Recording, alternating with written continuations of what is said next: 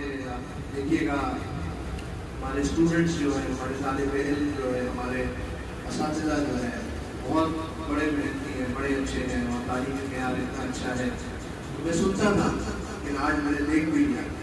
ماشاء اللہ آپ لوگ کو دیکھ کے بہت خوشی ہوتی ہے کہ آپ لوگ آ کے اتنی قربانی کے ساتھ، اتنی چیزوں کے ساتھ یہ کام کو آپ مکمل کر رہے ہیں.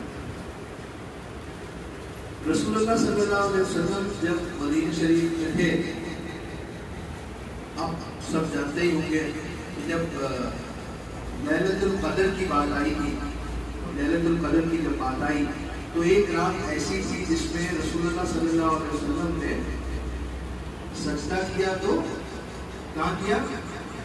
کیچڑ. کہاں سجدہ ہوا ان کا؟ ماتھا ان کا گیلا ہو گیا. سنے تھے آپ پہلے؟ جب لیلۃ القدر کی بات آتی ہے تو اس میں یہ بتاتے ہیں کہ وہ رات میں بارش ہوئی تھی، مسجد نبوی کی چھت چھو رہی تھی اور ان کا ماتھا مٹی میں گیلا ہو گیا. تو ہمارے یہاں بھی ہماری چھت کبھی کبھی چھوٹتی ہے، ہمارے یہاں بھی کبھی کبھی بتی نہیں ہوتی ہے. مسجد نبوی میں بہت سالوں تک دیا نہیں جلتا، لیکن وہاں کے طالب علم کے نام بتائیے مجھے. مسجد نبوی کے آپ صلی اللہ علیہ وسلم کے کوئی طالب علم کا نام بتائیے. یہ ایک ایک کر کے ادھر سے بتائیے، کسی کا نام بتائیے ان کے طالب علم کون تھے. یہ زور سے عبداللہ ابن مسعود رضی اللہ عنہ. اور بتائیے ادھر سے بتائیے. حضرت ابو ہریرہ رضی اللہ عنہ. ادھر سے بتائیے،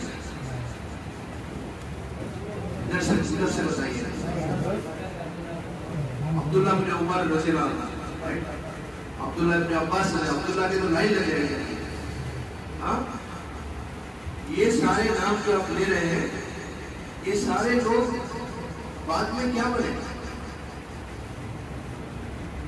آج جو علم یہاں پہ پہنچا ہے وہ اس بات کو سمجھے کہ علماء ورثۃ الانبیاء، کہ جو دین کا جاننے والا ہے، عالم دین ہے، وہ انبیاء کا وارث ہے. رسول اللہ صلی اللہ علیہ وسلم سے جنہوں نے دین سیکھا انہوں نے اس دین کو یہاں تک پہنچایا.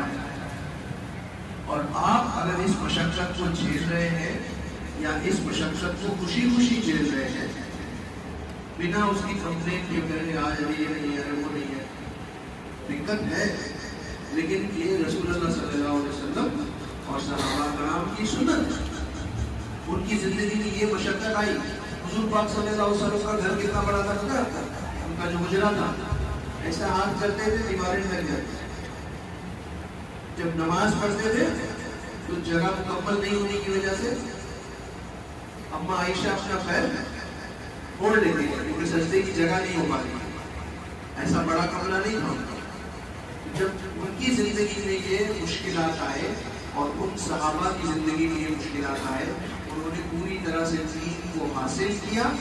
اور آج ہم اور آپ یہاں جو بیٹھے ہیں، جو دین کے بارے میں بات کر رہے ہیں، وہ انہی کی اس قربانی کی وجہ سے ہے.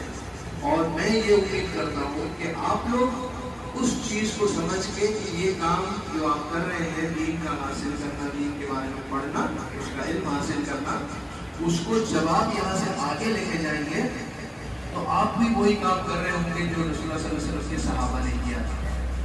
تو جو رسول اللہ صلی اللہ علیہ وسلم کے قدموں کے پیچھے چلے گا اور جو صحابہ کے قدموں کے پیچھے چلے گا وہ کامیاب ہوگا کہ نہیں ہوگا؟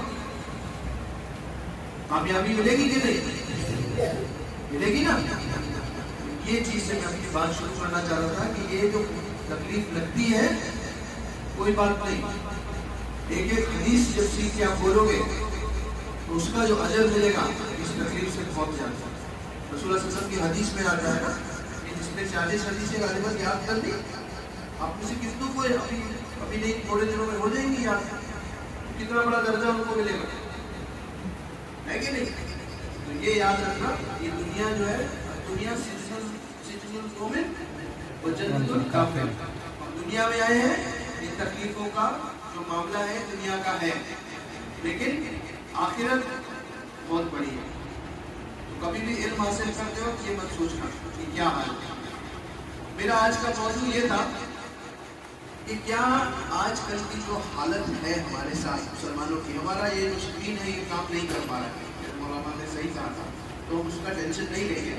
میں انشاءاللہ کوشش کروں گا کہ پوری اسکرین کی طرف سے جو لوگ مجھے بتانا ہے آپ کو، میں یہاں سے آپ کو بتاتا رہوں گا.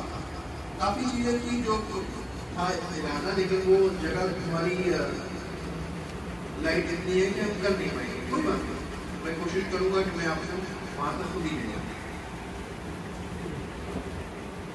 اور اسلام جو ہے، کیا اسلام روزہ، نماز، حج، زکوٰۃ اس کا نام ہے، یا اسلام کا اور کچھ بھی ہے؟ بہت ساری چیزیں ہیں ماشاءاللہ، بہت ساری چیزیں. ہماری زندگی کے ہر شعبے کا اسلام حل ہے. آج دنیا میں مسلمانوں کی حالت کیسی ہے؟ بدتر ہے نا. جو چاہے کسی کو، مسلمان کو، مطلب ایک بیچارہ بولتے تھے نا جھکا ہوا ہے، اب تو گر گیا ہے. جو چاہے گالی دے دے، جو چاہے مار لے. ٹیچر ویڈیو میں ایسے بناتی ہے، بہت سی چیزیں ایسی ہوئی جس سے ہمیں افسوس ہوا کہ ایسے کیسے ہو سکتا ہے. تو یہ جو مسئلہ سامنے ہمارے آیا تو اس کا مطلب کیا ہے؟ کیا اللہ تعالیٰ نے اس مسئلے کو ایسے ہی دے دیا ہم کو، یا اس مسئلے کے سامنے ہم کو پیدا کیا؟ تو اس مسئلے کا حل کیا، اس مسئلے کا حل قرآن اور حدیث میں، شریعت میں موجود ہے کہ نہیں ہے؟ تو پہلے یہ مسئلے تھے کہ نہیں تھے؟ پہلے ایسے کوئی مسئلہ آتا تھا جب کسی کو مار دیا جاتا تھا